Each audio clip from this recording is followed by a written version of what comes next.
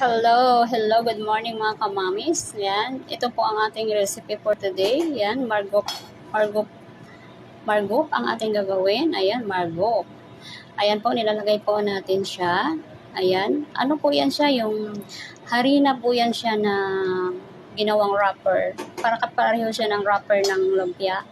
Ayan po yan siya, magka-same lang po yan sila. So, nilagay natin sa may kaldero na may mga gulay, na may sabaw.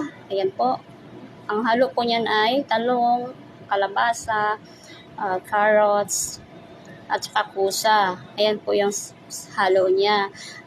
May kasama po yung karne ng tupa. Ayan po yung pinaka-sahog niya, pampalasa po. Ayan po siya. Masarap po yan siya mga kamami. Ayan po yung ginagayat ko kanina sa akin live.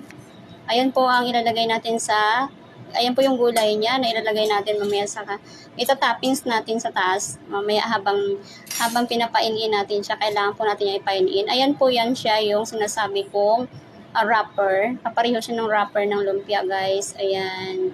Harina din po yan siya. Brown flour po yan siya. Ayan po.